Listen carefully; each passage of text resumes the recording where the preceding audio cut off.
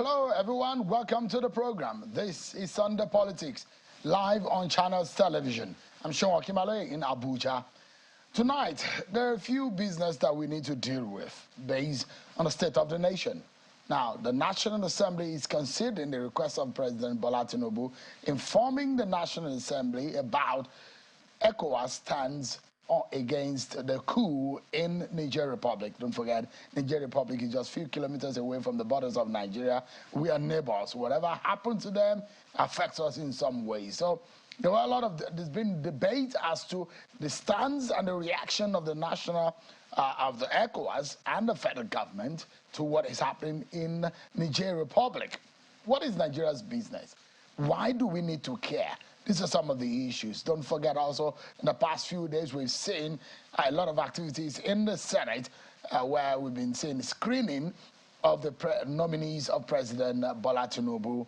How do you assess these personalities that the president has put forward? Are they the kind of persons that you envisage that Bola Tinubu will put forward in his cabinet? We'll be analyzing some of these issues for you, but there's something that is very important.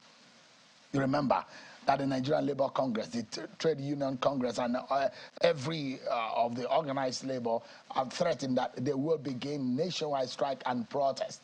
And that the federal government intervened. The president met with the TUC and the NLC, trying to ensure that there is no shutdown of economy and the running of government or the nation moving forward. What is the Labour stand on that one? Just about the time when we are trying to wrap our heads around what is going on, the resident doctors are now angry. They said the federal government must meet their demands. Don't forget, if you're asking the question, who are these resident doctors? How many are they? What is their population? What is their percentage in the whole scheme of things? In about less than 30,000 of the medical doctors that we have in Nigeria, the resident doctors are over 10,000. You know what it means? That the senior doctors that bridge the gap between the consultants and the other doctors in Nigeria.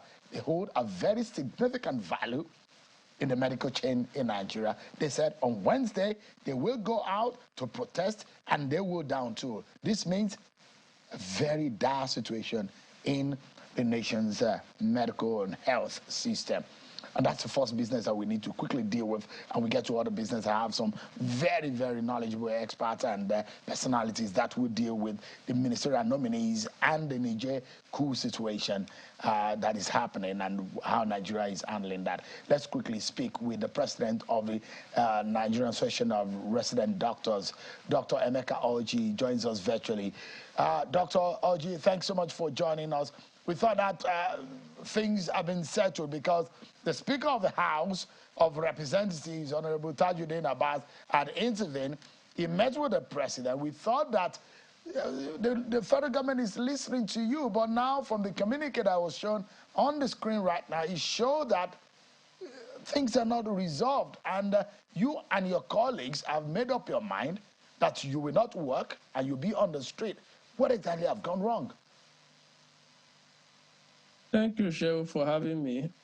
Well, we want to thank the Speaker of the House of Representatives for his efforts. We also thank the Secretary to the Government of the Federation. And indeed, we thank every other government official who has, in one way or the other, tried to intervene in this matter. But certainly, we are still aware of the demands that we've made, which everybody, there's no government official that has tried to intervene in this matter that has ever told us that that those demands are not germane and that they shouldn't be met. But the question is, up to now, how come none of those issues have been addressed? No single one of them. Take, for instance, the very important issue of a one-for-one replacement. You see, we keep hammering on these things, and the Nigerians will agree with us that our hospitals are massively depleted. We do not have the numbers anymore. We do not have the doctors and nurses to take care of Nigerians. And that circular we were promised as at February this year that it will be released. And up till now, it has not, because it is that circular that we give the chief medical directors across the country the the opportunity to quickly replace doctors and nurses that have left the system in search of greener pastures. And as long as you don't do that, our members will continue to be overworked, they will continue to die, they will continue to break down. And we don't think that should continue to happen. And part of the problems we have is that when you see some interested government officials trying to intervene, then you now see what looks as if there are some other people who are trying to aggravate the matter. And unfortunately, that is what has led to this escalation that will likely happen by this week if the government agencies involved do not take appropriate steps to address these issues that we've been raising for a long time now. Okay, so this, and I asked you this question the other time that we got to speak with you, that this did not begin, this particular matter, your grievances did not begin against government, rather, did not begin with the Bola Tinubu government. It began way back into the old government, but where government is a continuum and your demands are still subsistent. So the question is it possible that you give this government some breathing space, you know, just to play the devil's advocate in this matter, because this government had come into office and they have enormous challenges on their plate already. On one hand, your colleagues within the organized labor, which you are also part of, are also threatening based on the subsidy matter. Now, the government is dealing with that. The economic situation is there. Security situation is there. Is it possible that you give this government maybe some time to put their house in order? They're still trying to settle cabinet issues. Well, we are doing that already, but is the unfortunate thing is that as we keep waiting, things are deteriorating. Do we rather wait until every doctor leaves the hospital and you don't have anybody there again? Look, what happens when an association issues notice, issues a notice of the ceremony and makes demand is for government to identify the very urgent demands and address them. And then the other one that will take a little more negotiation to happen, you sit down with them and kickstart the processes. Unless, of course, we are saying that amongst all the things you listed, labor, economy and all that, unless, of course, all of us have agreed that the health sector is not important to be addressed. I did tell you that the hospitals are deserted. It's an emergency. Patients are dying already. When you bring patients to emergency department of the hospitals, you don't have enough doctors there to take care of them, and they are dying. Patients come to the hospital to see their doctors in the clinic. They spend the whole day there. They end up not seeing them. And then even this issue of 2023 medical residency training fund, it was captured in the budget for the year, and this should have been paid earlier on in the year. We are already in August, and it has not been paid. Okay, so our members believe that these issues are very urgent, and incidentally, the government side, they have not said they cannot address them. But the question now is, how come these things have not been addressed? And if you recall, sometime in May, when we went on a warning strike, the government side called us and signed an agreement with us. The second one-for-one replacement is clearly written in that agreement that it will be released on or before 5th of June. Everything about that thing has been done. It's just for the circular to be issued. And we are saying, okay, even if you don't want to issue this circular, then you must have another way of recruiting clinical staff to replace those who have left the system. Because that is essentially what we're asking for. And as we are talking, people are still living. But Dr. Oji, can you give us an understanding? Just for a moment, Dr. Oji. Let me ask you straight off. We know that the population of medical doctors in practice registered with the NMA is about 30,000. Am I correct? Well, that may be the record you have, but you record that even last year, the Nigerian Medical Association, it was, was quoted to have said that we have just about 24,000 doctors in Nigeria. Okay, so let's assume, just for a moment, I'm going somewhere with my question. Let's assume that, okay, 30,000 might be a flamboyant figure to call. It means that we do not have more than 30,000 medical doctors. And the United Nations ratio of a medical doctor to citizen ratio, how many is it now? It's supposed to be 1 doctor to 600 population. But what do we have presently with the numbers that we have? We are doing more than 1 doctor to 10,000 as at the last time we checked, and it is getting worse. Okay, now, so we do know that the membership of the resident doctors in Nigeria are about 10,000. But you are saying that more of those numbers have left the country. Is that right? The numbers fluctuate. We used to be about 16,000, but because of the fact that people live every day, it's only an estimate that we can give you between 12,000 to 15,000. People live every day, people join and people live. So it's difficult to be emphatic with the number. There's a study we are doing now to update ourselves on the numbers as at today. All right. And that will be released very soon. So the question I'm asking is that at what is the rate? Because one of your major demand is that the federal government to attend to the doctors who are leaving the country, brain drain. And you are asking that there is a pressure on those of you who are left behind. Is that right? That is correct. Now, so can you give us how many doctors in the last 1 year, how many resident doctors that is, have left the country? The figure we have is that close to 100 to 200 leave every month. And so if you do the math, in the space of 1 year, we would have lost between 1,000 to 2,000 resident doctors. And you need to realize that we are talking about resident doctors. There are other cadre of doctors that are leaving. Okay, so consultants. Which countries? I know that a lot of them left to the UK. Saudi Arabia is also there. Canada is there. Which other countries are these doctors living the most? Because it's not only in your own practice that you find a lot of Nigerians living. It's the Japa syndrome. It cuts across. But you are saying as an organization or as a union that is impacting on your practice. Is that right? That is correct, and some of them are even going to African countries. That will tell you how bad Nigerian health sector has become, that doctors will leave this country and go to African countries because they have better working conditions there, they have better infrastructure. And we are supposed to be giants of Africa. Now, so what we're saying now, what you and your colleagues have agreed is that from Wednesday morning by 10 a.m., you are going to be storming the Federal Ministry of Health, the Office of the Head of Service of the Federation, and all the federal and state health institutions nationwide, and you will picket them. For those who may not really being on the street, may not understand what it means to picket. It means that you probably will be putting chains and locks on some, and you'll not allow some of these gates to be open. Am I right? That is correct.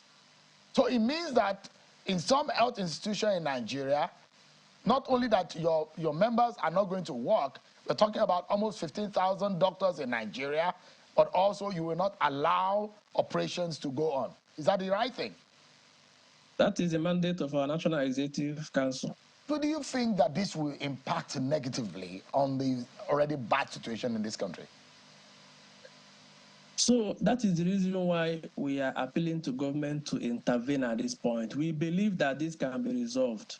We have done everything we can to resolve this, but our members just feel that the government has not done enough, and they believe that they have capacity to do more. So, and that is why, you see, during the meeting yesterday, we had options, of starting this protest by Monday.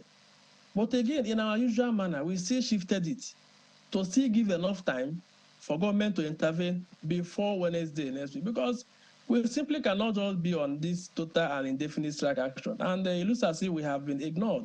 And patients are just, Nigerians are suffering, our members are suffering too.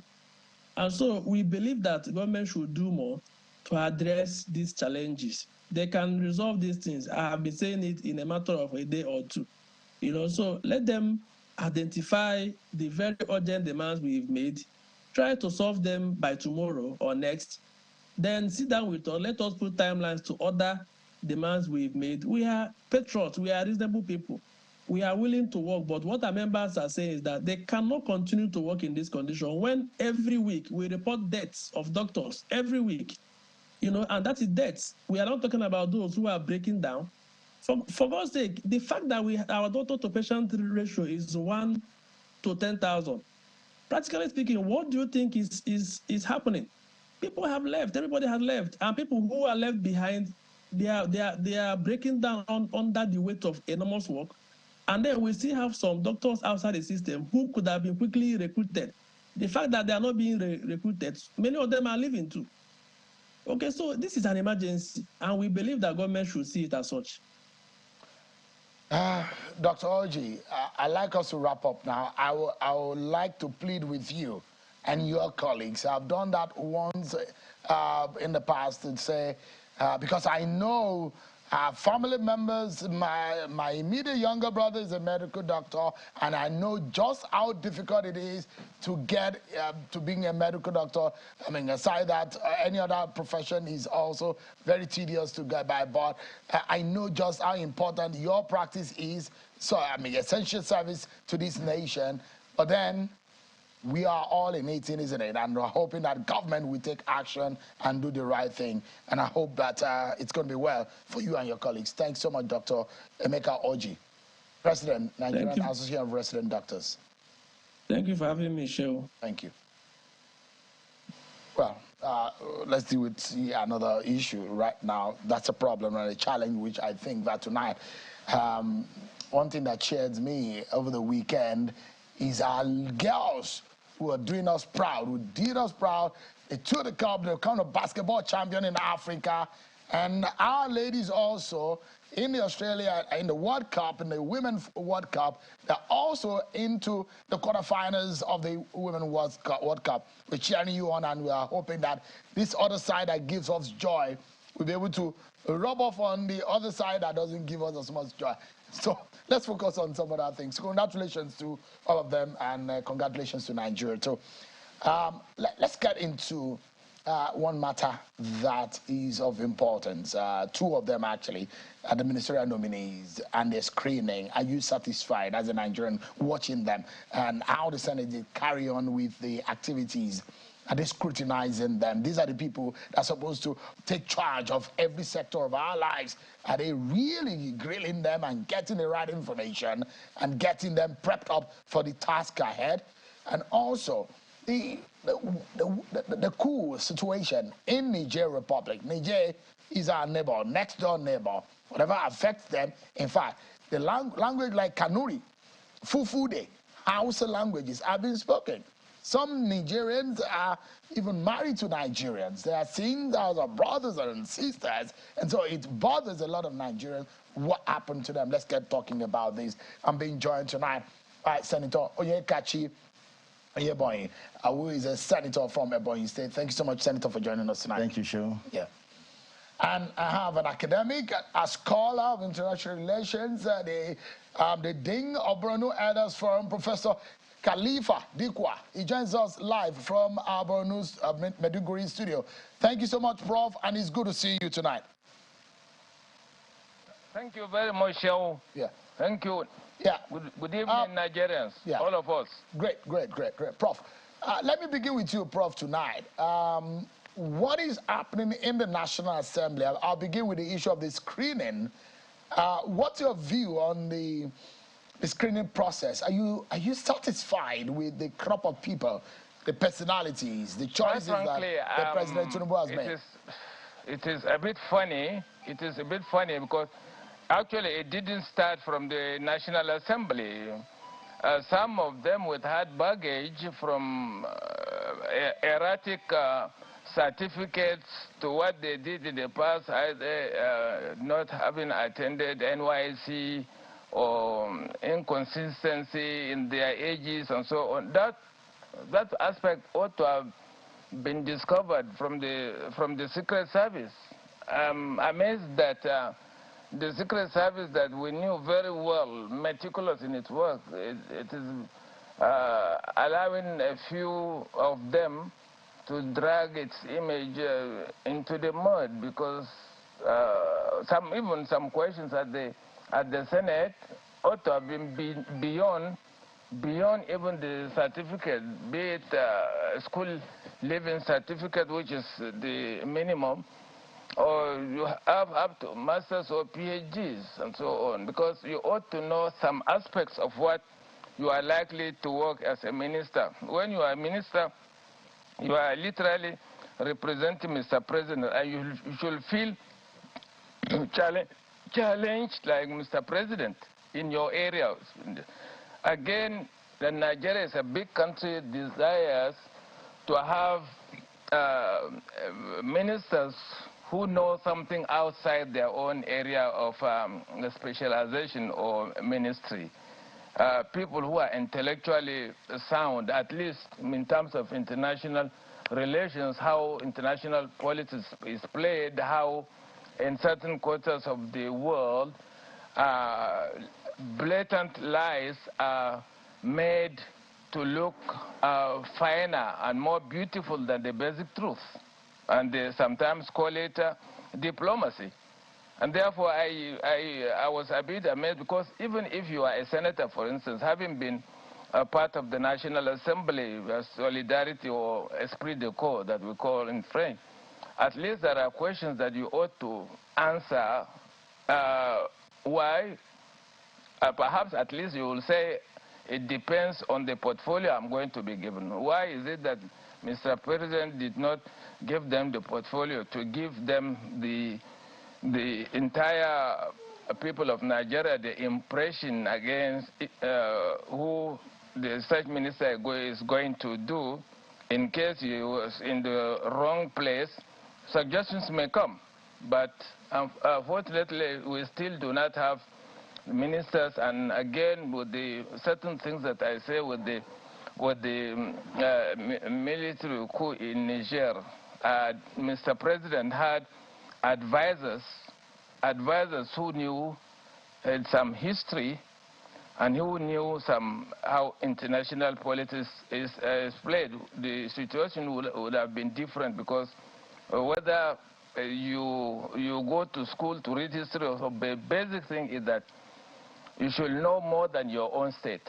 And I dare say that sometimes I used to mock my friends from Lagos. I always tell them that you don't know anything outside Lagos state, and that you only face the sea, and that your brain is not properly utilized to memorize so many things, and you are likely to be comfortable with the fish brain. I always disturb them that way. I said, you don't even know where Sokoto is, Borno is, Yola, you know the borders like Ilela. You don't have the borders of Berniwa in Jigawa, Ilela in Sokoto, about 7 states. And you have Yobe, the northern part of Yobe. You have Gaidam Unisari, the same thing with northern Borno, where the same people were split into two in 1887 at the Berlin Conference, where colonial administration sat down to split brothers, blood brothers. They sat down to divide the continent like a cake. Yeah, so Prof, if you look at it carefully, marriages are dead. Yeah. So the choices of president, I mean, you've touched on how you think that the senators should have gone about what grilling. I mean, I think maybe, I'm not sure we can use the word grilling if they to do the basic things. Yes. Yeah. Particularly on foreign affairs. If you were Minister of Foreign Affairs, Internal Affairs, if you were the Minister of Defense, at this crucial time, how to approach a crisis, how not to do in terms of language that will annoy the neighboring countries with whom we've been fighting insurgency for 14 years. And this is the kind of thing. And again, advisors, if there were advisors or relevant minister at that time, will have told our president that having been appointed the chairman of ECOWAS is basically for economic, not politics, even though in economies too, there are games of politics, and that you could have allowed another member or the deputy from the ECOWAS to say it, because the interpretation now being given is that it is President Tinubu who declared this thing as if he put military intervention as first. It was actually the last, and on behalf of the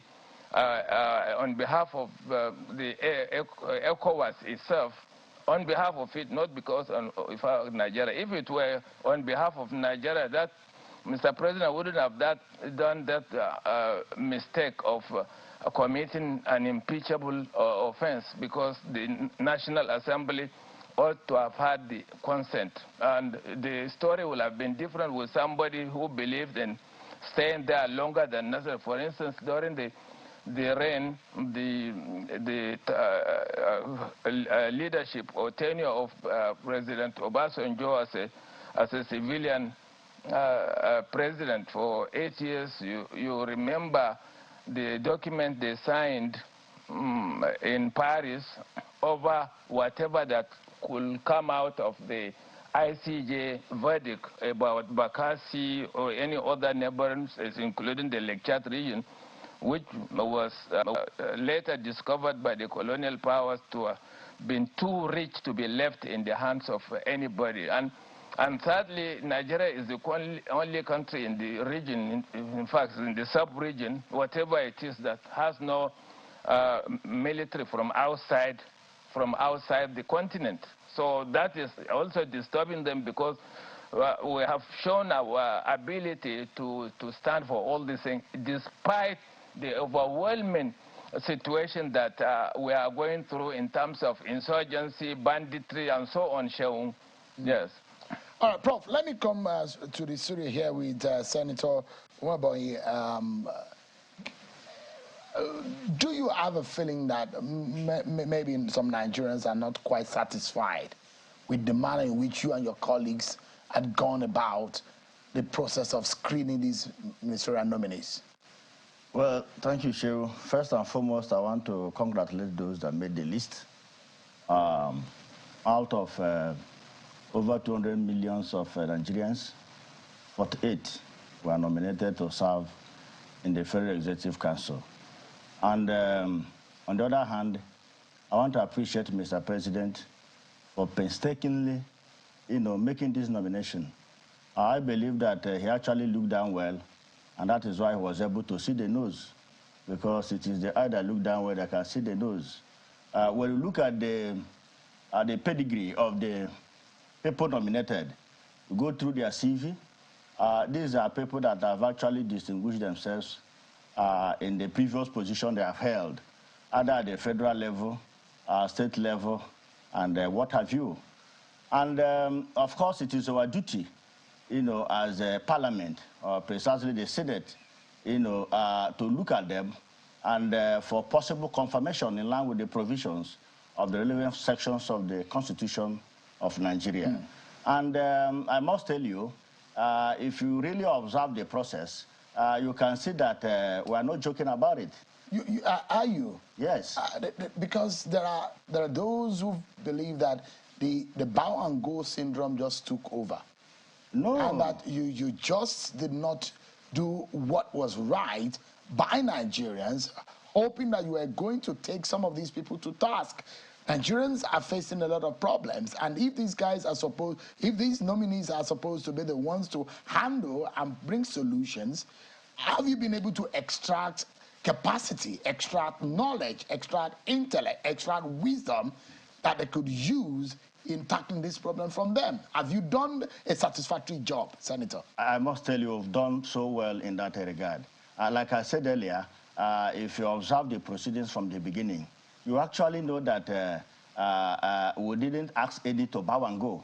You did, actually. Well, I don't know. You did a lot of your colleagues there. Well, there are some colleagues. After they explained their profiles, it was just a matter of bow and go. By virtue of the rules, of the Senate, there are some privileges that lawmakers enjoy.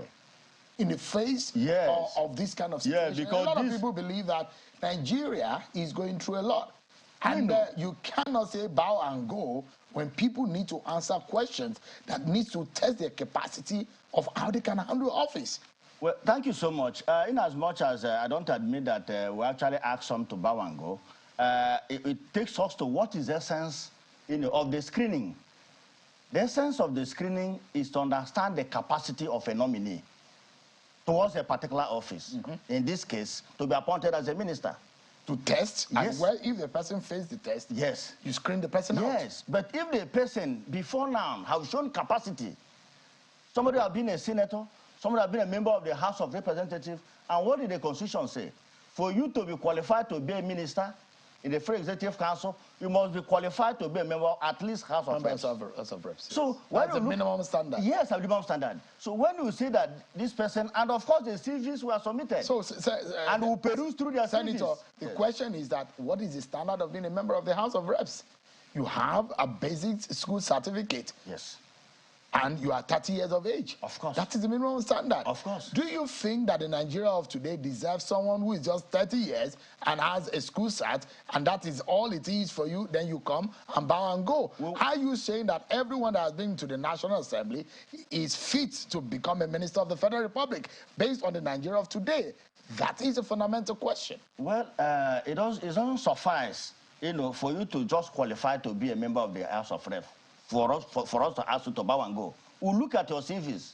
Remember, they submitted their curriculum vitae a day ahead, and they've gone through it, gone through the achievement in the private sector, the achievement in the public sector. So in such case, when you see that somebody has the capacity, for example, if you allow me, I can pick some of the individuals. For example, we'll look at somebody like Dr. Lausa from Lagos. This is somebody that have actually, though not a member of the parliament before, but in the field of medicine, he has distinguished himself, not just in Nigeria, but in the international community. So when you see such a personality, even though we subjected him to further scrutiny, you don't need a soothsayer to tell you that if you give this man Ministry of Health, it's going to do wonders. And that takes us to a person like Senator David Uwezo Umahi. He's a member of the Senate. Your man? Yeah, of course, my former governor. Yeah. He's my former governor. Yeah, but he's from your state. Yeah, he's from my state. Yeah. When you look at that man is a guru in the area of infrastructural development. You can see what he did in Ebonyi State within the past 8 years. Ebonyi State is one of the states that received the least allocation. But look at what the young man did. He first of all, started with road infrastructure. Before now in Ebonyi State, when you construct road with asphalt, in 2 to 3 years, the road will fail completely. This man brought another innovation of doing road with concrete pavement. How many Nigerians know that Dave Umahi is an engineer? How many Nigerians know his capacity? He's just governed only one state. Thank you. Just probably one of the smallest states in Nigeria. Thank you. Now you are coming to become a minister of the Federal Republic. That requires another level of knowledge and capacity and expertise. Don't you think that you need to bring that person in under a scrutiny that will show whether he has capacity? Let me tell you something. You can always assess somebody based on his precedents.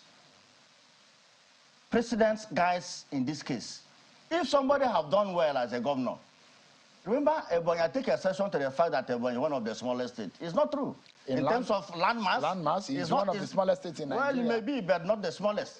In fact, you get one of the smallest allocation, federal allocation. I can analyze why you fall within the 5 smallest states in Nigeria. Thank you. So now, like I said earlier, you go by precedents. For example, now you're going for interview in another media house.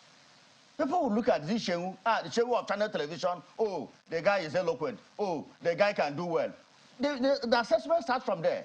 And somebody who have done marvelously well as a governor of a state and came up with an innovation that no other governor in the history of Nigeria, if not the entire West Africa, have come up with. Concrete road pavement. Go to Ebonyi State today and see what he did. Within 8 years, all the roads he did are still standing and will stand for the next 50 years. Senator, these are the type of leaders we want. Have you ever watched how the American Congress scrutinize those who are going to be in the cabinets of the American president? Yes, of course, I've seen so many. And that is what we are doing. Compared to this, do you think that you have done a good job, you and your colleagues? Of a truth, Shehu, we have done a good job. We have done a good job. By your own assessment? You can tune in tomorrow. We still have 2 ministers to screen. We cover this live every day. Let me tell you. I monitor this. This is my food. This is my drink. I watch it every day, every bit of it.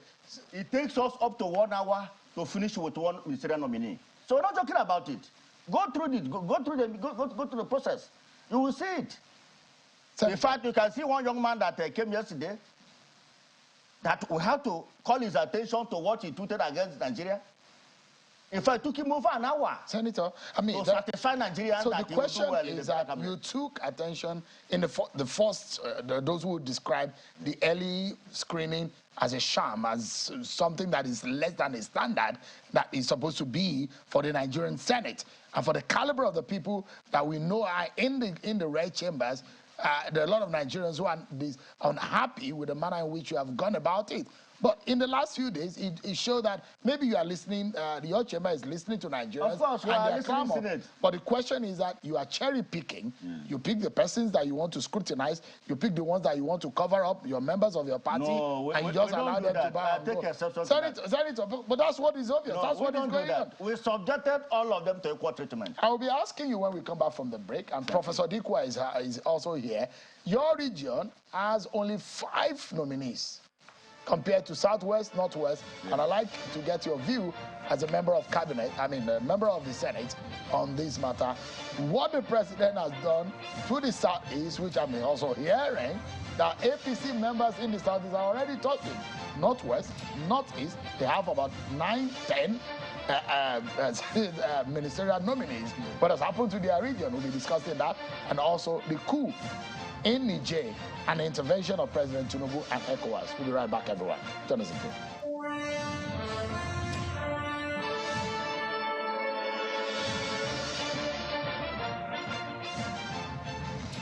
Thank you so much, everyone, for staying with us.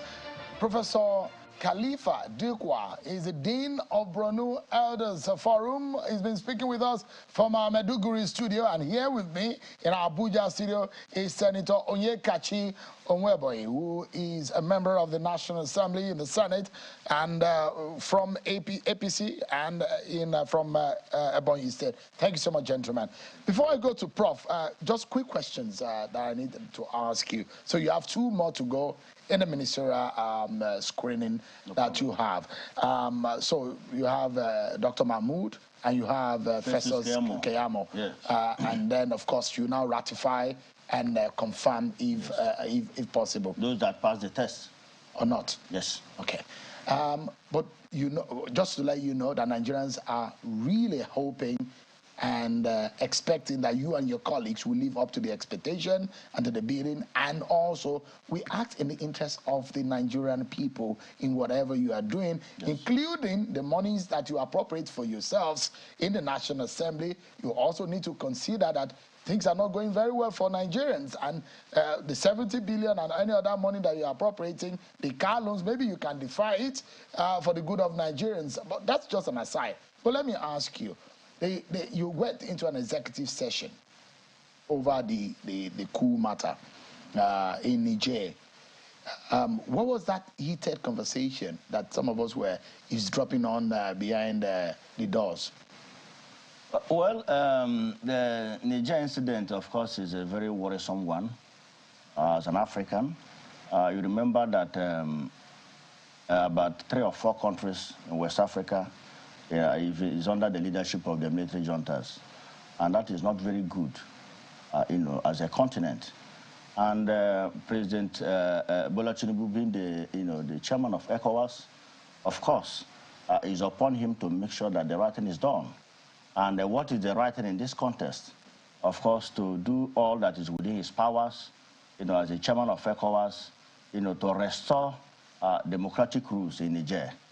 And in line with the constitutional provision, he wrote to the Senate, seeking our nod to some of the diplomatic measures, all geared towards restoring normalcy and democracy in Niger. It was well canvassed, and of course, I must tell you, all the measures being proposed by Mr. President are in line with the constitutional provision. It has not erred in any form, and there was no controversy per se. Did he ask for military boots on the ground in Niger? Of course, military intervention, of course, will be the last resort. Was it part of his request? It was not part of the request. Remember, before we can do that, the constitution mandates the both house, to sit, jointly and give such approval. So that tells you that he cannot ask Senate, for approval for military intervention in the first place. So all he asks is for, other diplomatic measures, like economic sanctions, as can be seen. The letter is a public document. You can see there. So when it becomes necessary, for military intervention, which I know is the last resort, of course, definitely we'll consider it and, of course, advise appropriately. Remember, this is a very sensitive matter that we should not play politics with, because today is Niger. Who knows what happens tomorrow? And if one country out of the country that make up the West Africa is not happy, of course, it affects us as a Nigeria, as a country. So it's something that we'll have to keep politics aside and do the needful. So if military operation becomes necessary, definitely the Senate will look at it and will advise appropriately. Let me go to Professor Dukwa in our Maiduguri studio. Prof, you have a lot of understanding about international relations of this magnitude. And if you can just let our viewers know, Niger, for those who do not even have an idea of what this country is all about, is one of the largest in terms of landmass, but it's less than the population of Lagos and Oyo State put together. It's about 25 million or so. It's landlocked. It's bordered by Libya, bordered by Benin Republic, bordered by Algeria, Nigeria, Chad, and it has a huge landmass, of course, and languages similar to Nigeria, such as Kanuri, Fufude, Hausa languages are being spoken in that country. And also, to also be mentioned here, that country is one of the poorest countries in the world. Now, looking at what happened in Libya, give us an understanding. Okay, you can see the military size of the country is GDP. It's relatively, in terms of population, small. Economy-wise, they have a very poor economy set. But, Prof, give us an understanding of what you make of President Tinubu's stance, the federal government's stance and position in what is happening in Niger Republic. Great question, Sean. Look, before even the coming of the white man, the colonialist, Niger was just like an extension of northern Nigeria. And we had the oldest empire in the entire sub-region, which was Kanem Borno, which ruled for over 1,200 years before the emergence of other kingdoms and so on, and shares borders with Nigeria for over 1,100 kilometers, with many roads leading to the intermarriages. In fact, Niger and those from northern Nigeria are blood brothers, speaking the same language, they have the same culture, until 1884 at the Berlin Conference, when the white men decided to sit down, like I earlier referred to, shared like a cake without the consent or presence of any African delegation. And you know why is it poor? That why is it that people were quick to go behind to accept the junta military, though it is not a fashion for us to have military regime. But in the case of Niger, indeed, all the ex-French colonies have never attained independence, economically speaking. When your independence is not economically viable, it means the political one is virtually nothing. Niger is number 6 in the world in terms of uranium. It also has gas, and that in every 3 bulbs lit in France, 1 is from Niger uranium, and therefore they had to agree, sign a document prior to the independence of Niger on the 3rd of August, which was yesterday, 63rd of them, to sign that any country is qualified to even train any personnel, military or police personnel from Niger, except France. And France was also given the green light to intervene militarily at any time, and those resources are controlled by France. France keeps 85% of the resources, all of them, 85%, and kept them in French treasury. They are being ruled under the Minister of Finance. The way I'm speaking English now, I can also speak French. I was a student there, and I was also a visiting professor. I was teaching the policies of colonial countries like France, Britain, America, and so on, outside France. The typical of like American students or British and so on, they don't know geography, they don't know their history. They don't know where Nigeria is, where Africa is.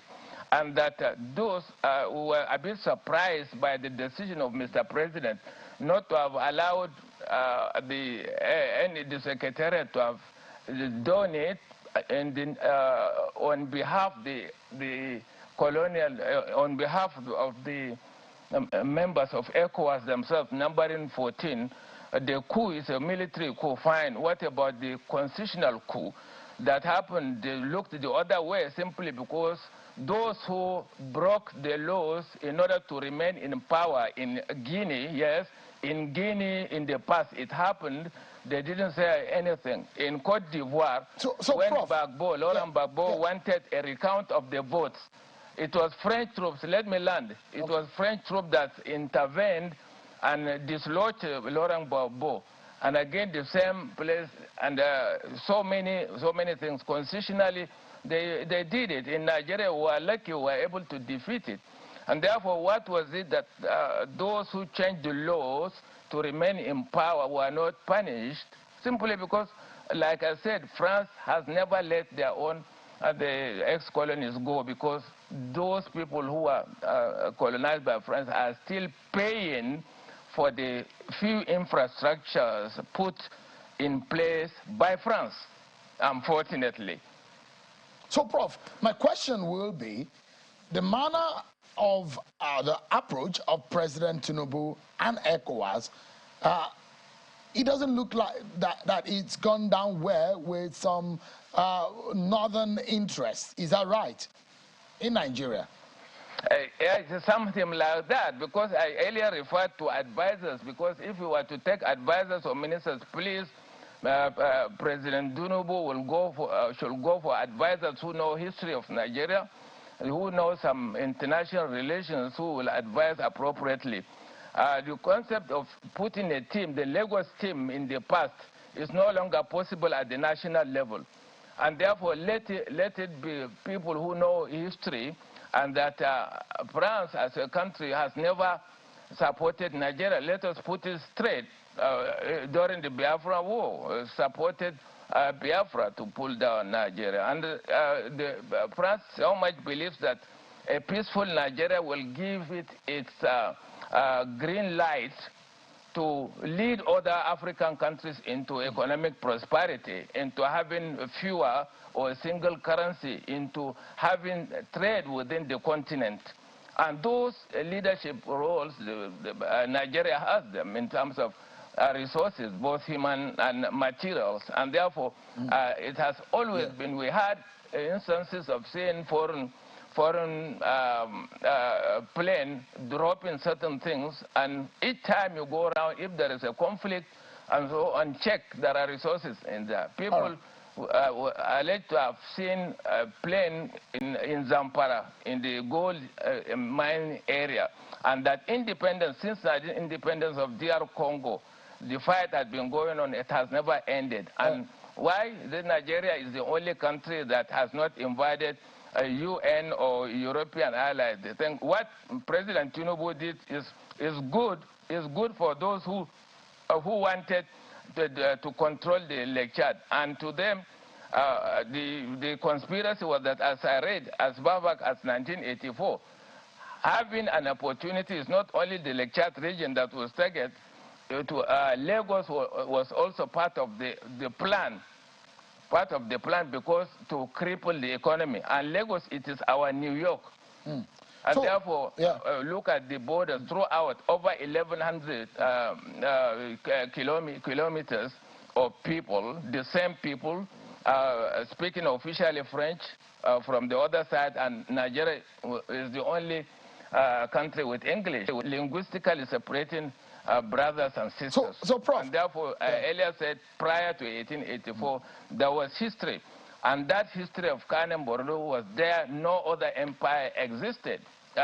Those Zazzau, Kano, Sokoto came over 1,200 years after Borno, and that the same culture and so on. Because later the president has done this thing without the consent of the National Assembly.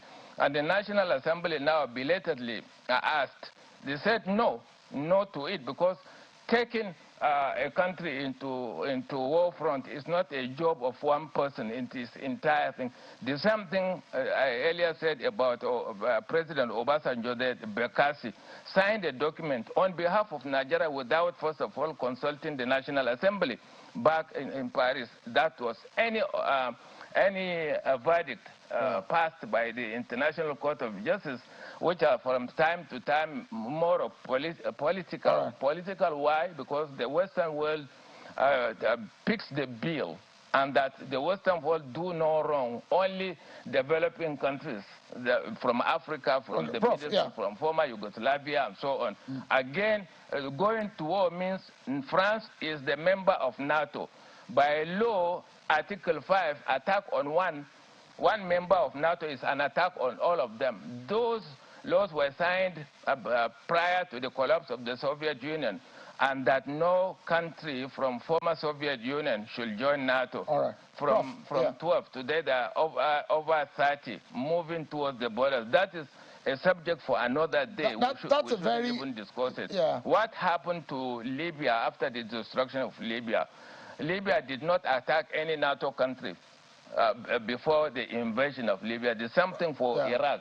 For Bosnia, the same thing applies in Afghanistan, where the law, certain countries are above the law, but look at the scenario. The destruction of Libya affected all of us in Mali, and once you are a president of Nigeria, mind you, just note it.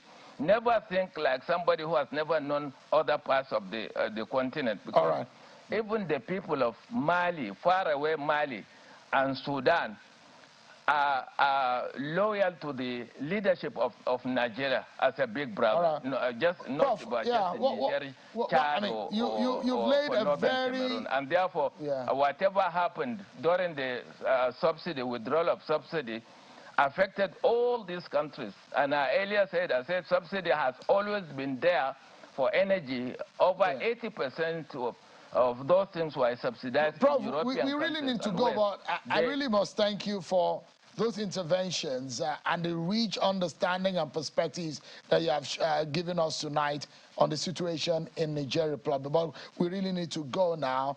Senator, I just have 20 seconds to go. 5 ministerial nominees from your state, from your region. How are your people reacting to this? Well, it's a very unfortunate development because outside the statutory 1 per state, of course, as a Southeast, we deserve 1 additional ministerial nominee. And of course, people are talking in the social media. The agitation is not out of it. It's quite in place. And it goes without saying that I believe that the president will look at that. But however, let me use this rare opportunity to advise my people, the people of Southeast. It is high time we play this politics with high level of cleverness. Because we must align properly. We need to go now. We're totally out of time. We must align properly, with the government at the center. Because I must tell you, in our last election, I cannot beat my chest and say Southeast did well for APC. Senator, but I believe that more opportunity will come for us to correct that normally. However, Senator, we're totally out of time. Yeah, we're expecting the additional 1 and nominees. Senator, don't let me rule you out of order. Thank you so much. I appreciate it. Prof, thank you so much indeed. Well, that's our time tonight on the program. Thank you everyone for watching. I'm sure Kimale, I'll see you tomorrow at 7 p.m. Bye-bye.